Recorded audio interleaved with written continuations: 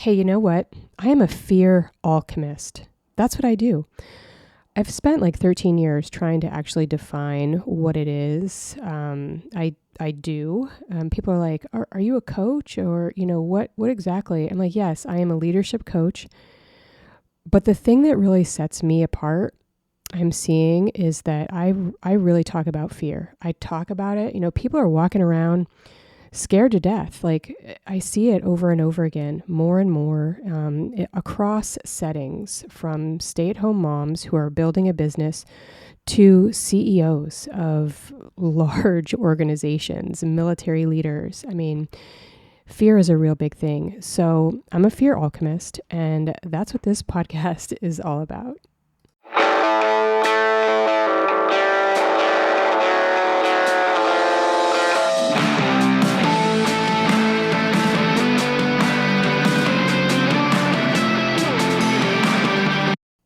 If you go back into my library of podcast episodes here of The Lion's Garden, even when the podcast was in a different name, I talk about fear a lot. And I was a guest on several podcasts where I talked about, what lies on the other side of fear and your truth lying on the other side of fear. So many different ways of talking about fear. And I feel like it is absolutely relevant to continue to talk about it, and allowing this, very scary emotion to come to the surface. The more we push it down, the more we hide our true selves, the more we shrink back.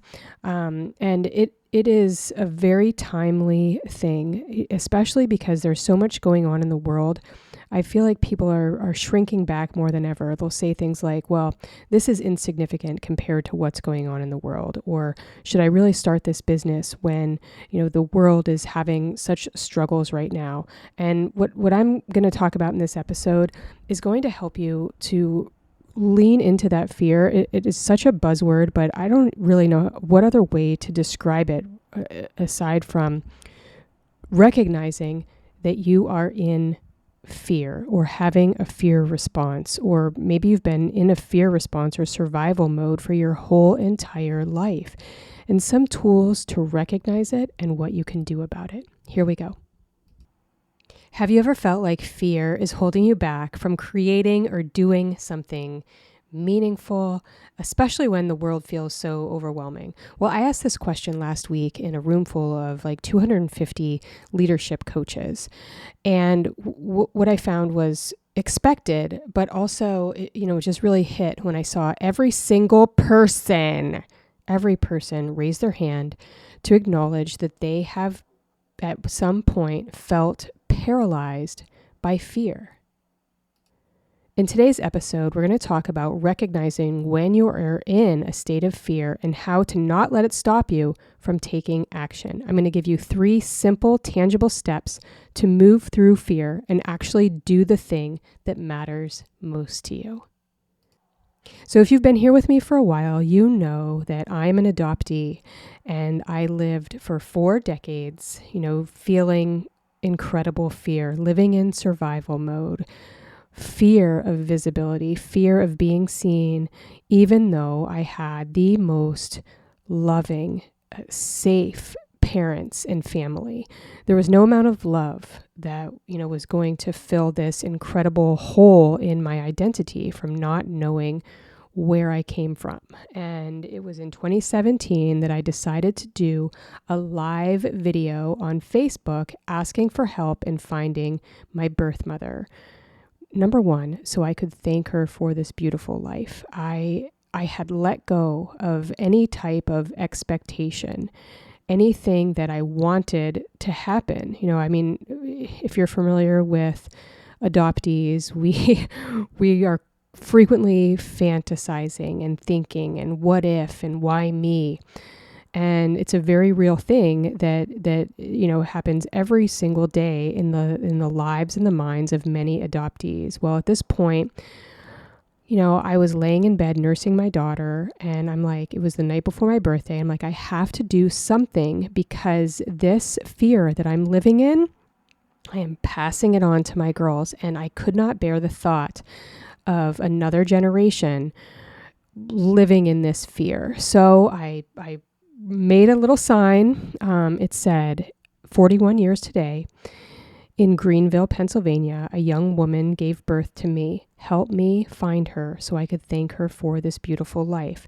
The important thing about this story of mine and why it means something for you is that we are in fear because it's the unknown. We don't know what's going to happen. It could be something absolutely incredible, or it could be more tragedy, more trauma, more rejection, more of what we don't want in our life. And doing this video with a complete release of the outcome gave me that freedom, that power and control over my own life, that knowledge that, people who are not relinquished at birth maybe take for granted. I don't know. I don't want to, put words or thoughts, feelings into anybody's heart, but not knowing your origin is, wow, it's a very scary place. So, when I did this video, I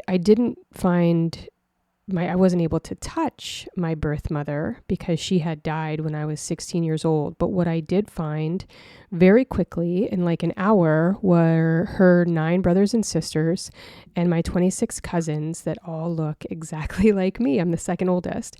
And this incredible, life-shifting thing for myself and literally hundreds of people, because it's a giant Italian family, plus my own adoptive family, like just what this did for everyone, and so many positive things, and also a lot of, more scary stuff, right? But I released attachment to the outcome. And that is the big thing about fear and how my story can apply to you. I just want you to think for a minute about something in your life that you really, really, really want to do, right? And so much comes up when you think of this thing. It could be, well, I don't have enough information. I don't know if I can do this. I'm not an expert. Maybe I need to go and get more education, or are they going to judge me? What if they think that I don't know what I'm talking about? I mean, really, the scenarios go on and on. So what I'd like to invite you to do is to really, number one, acknowledge and name the fear. So the first step really to acknowledging that you're paralyzed by fear is that you feel like there's so much going on in the world as a whole, and then also in your world, that this thing that you want to do or create or even become may feel insignificant. And it's easy to get caught up in that narrative. Why would the world need this service that I'm providing when there's so much going on, when the economy is what it is? But recognizing and naming the fear helps you to take back some control on the only thing that you can control, which is you, your thoughts, your feelings, your emotions, and your action. So I encourage you to take a moment, pause, and literally name the fear. Like, what are you afraid of? Is it fear of failure? Is it fear of judgment? Is it fear of not being enough? Oh my gosh, I was so wrapped up in that, like just feeling not good enough. So by naming it, you bring it out of the shadows and begin to make it less powerful. Begin to have less control over your life.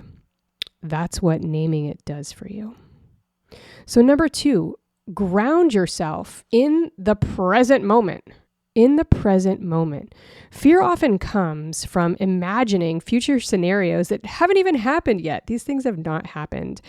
And we create these like downward spirals of, well, what if I do this and then this happens, or it happens this way, or whatever. Like when I go back to my story, I was ready for more rejection. I really was. I was also ready for my birth mother to be so incredibly wounded and traumatized by me resurfacing that it was an unimaginable trauma for her. And I was okay with that. Like, maybe that sounds, whatever, but I had to be okay with it because this is my life. This is my experience. And beyond myself, looking at my daughters, knowing that I was going to pass on this generational trauma to them, it was too much for me to bear. So that was the risk. So when you look at your own life, what is the risk?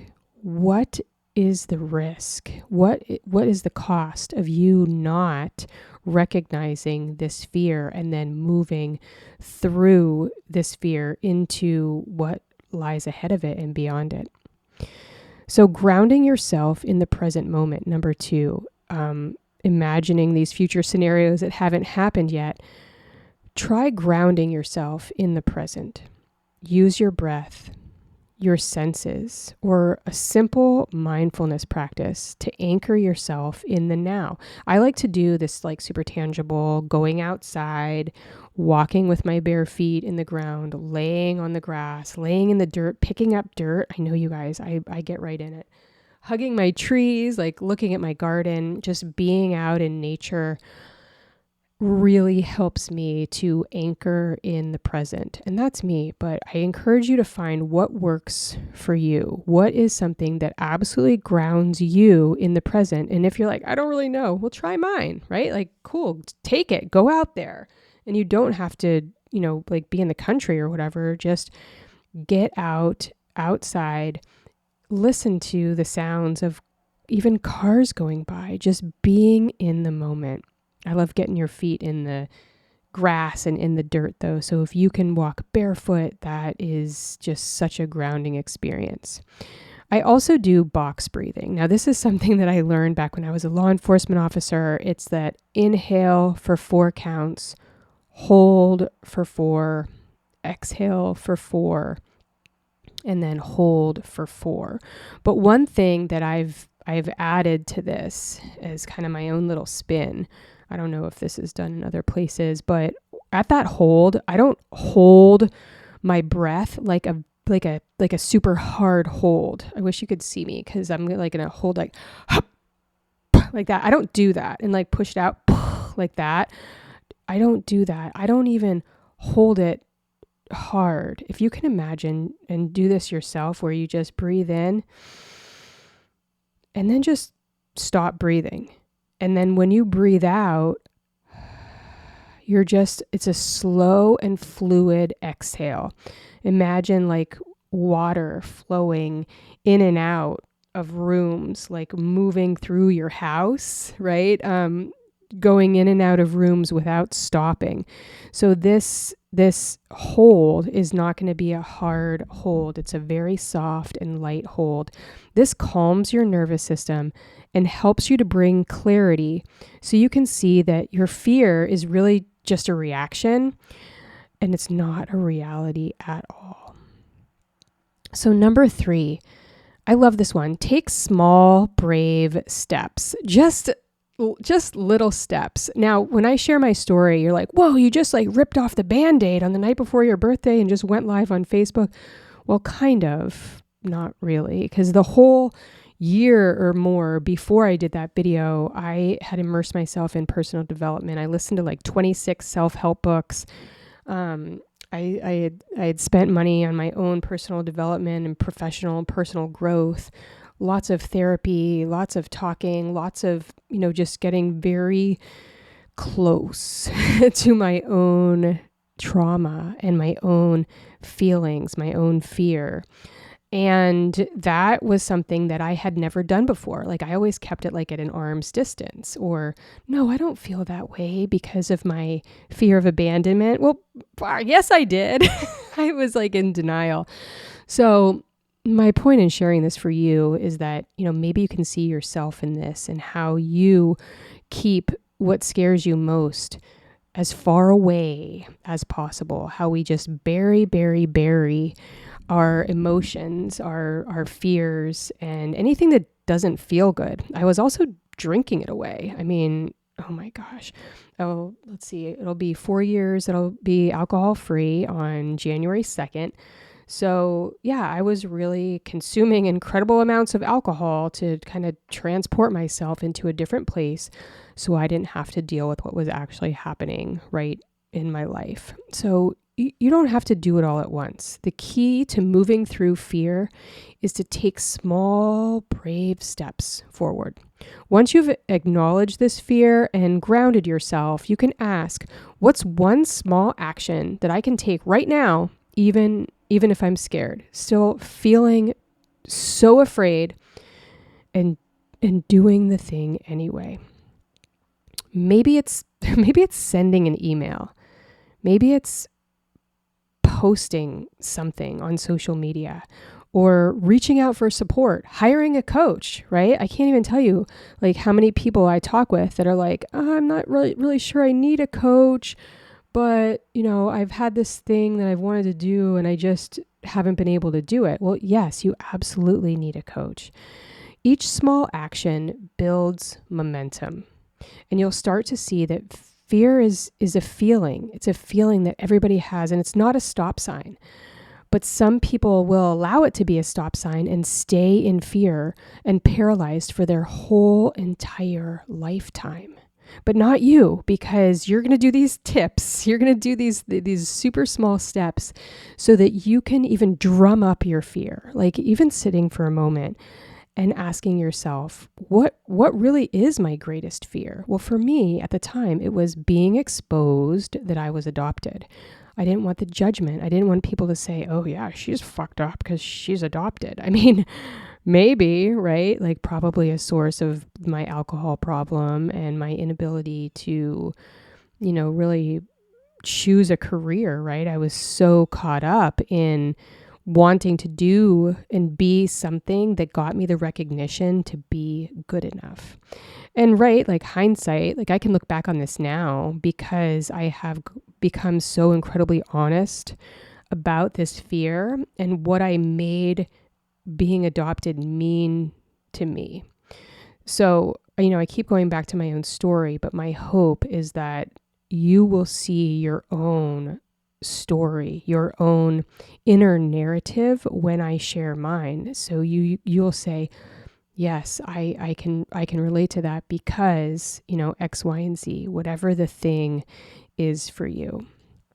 So fear doesn't mean stop. It's often a sign that you're on the right path. Isn't that wild? Like I was talking, and I did a couple of posts about it, that fear is your crystal ball. It is your crystal fucking ball into the path that you are meant to take on this planet in this lifetime. A sign that you're on the right path. The world needs what you have to offer in the exact way that you are going to offer it. Taking action, even while feeling fear, is how you move closer to your incredible goals, dreams, and vision. Thanks for listening to this episode today. I trust that this was so helpful for you. Everywhere I go, every time I go and ask people what is holding them back, it is always some type of fear of something. So I'd love you to use this episode, to use these tips and just take a minute and pause. Ask yourself, what am I really afraid of? And let me know. I would love to hear from you. Send me a message on Instagram. I respond to all of my messages, and just let me know. Just tell me episode number 93. I'm so afraid of, whatever it is, and we'll have a chat about it. And I invite you to learn more about my coaching by asking me, just popping over to Instagram and saying, hey, tell me more about your coaching. You can also read about it on my LinkedIn, in my Instagram, and on my website at thelionsgarden.com. See you next time.